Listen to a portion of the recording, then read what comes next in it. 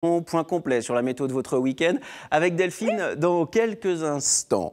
Dimanche se tiendra la journée de la trisomie 21. On a décidé donc d'en parler dans Limousin Matin tout naturellement avec Joël Béguier et Mathias Lachaise. Bonjour Joël, soyez le bienvenu sur le plateau de Limousin Matin. Bonjour Mathias, comment ça va? Ça va. La route a été bonne de Corrèze jusqu'à Limoges? Oui. Oui. Joël Béguier, dimanche aura lieu une journée importante pour toutes les familles dont les enfants sont atteints de trisomie 21 et pour tous les trisomiques comme Mathias, la journée de la trisomie 21. L'association Trisomie 21 Corrèze organise de nombreuses actions. Quelles sont les missions de cette association ?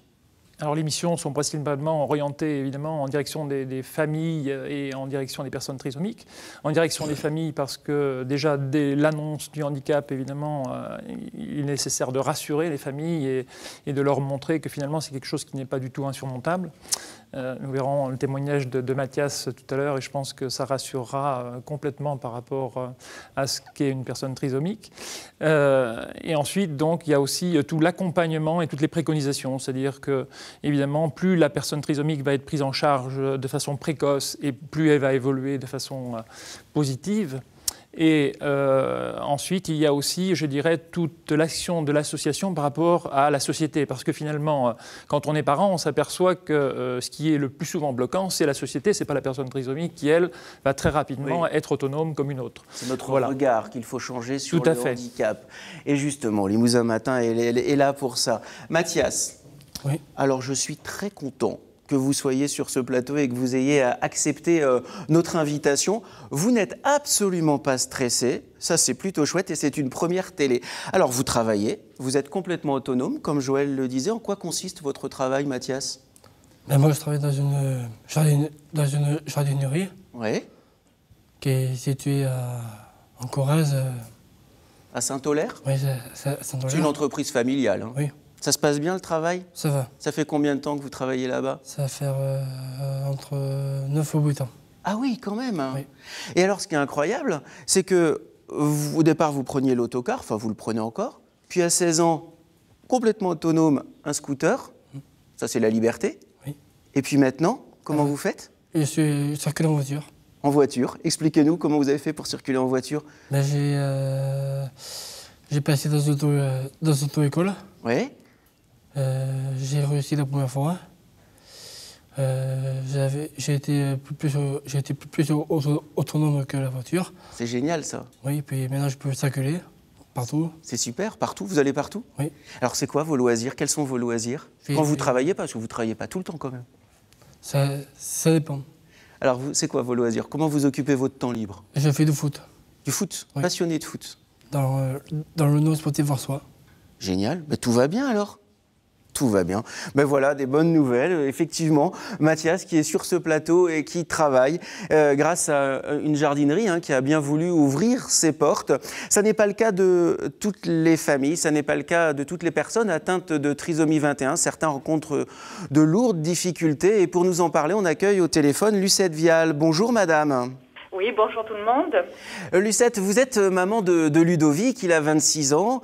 Il est actuellement en stage, non rémunéré. C'est bien, oui, mais il a eu une période beaucoup plus réjouissante où il travaillait et malheureusement l'entreprise a été délocalisée. Et aujourd'hui, expliquez-nous pour quelles raisons Ludovic a du mal à trouver un nouvel emploi.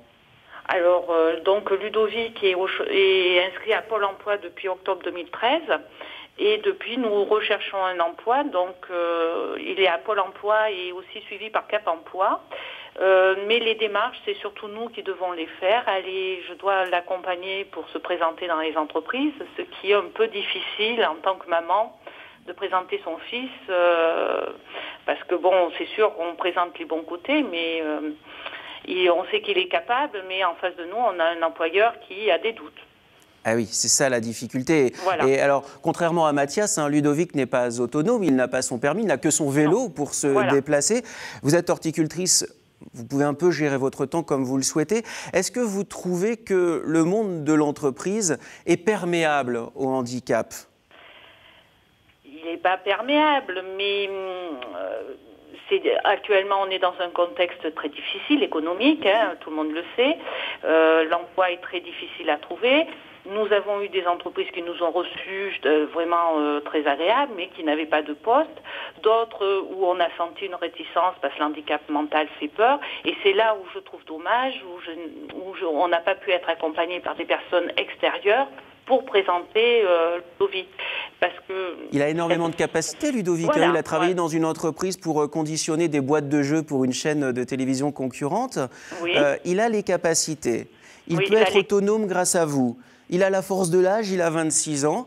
Il lui manque plus qu'une entreprise pour l'aider à être autonome financièrement. Et puis surtout parce que vous m'avez raconté que quand il passe devant son ancienne entreprise, il tourne le regard. C'est difficile pour lui à vivre. Ah oui, là, cette perte d'emploi a été très difficile pour lui, alors que ça ne vient pas de lui, c'est une délocalisation de la production. Mais c'est vrai qu'il est capable de travailler ailleurs. Là, son stage, actuellement, il fait du conditionnement, les bavurages. Apparemment, mais ça n'est pas rémunéré.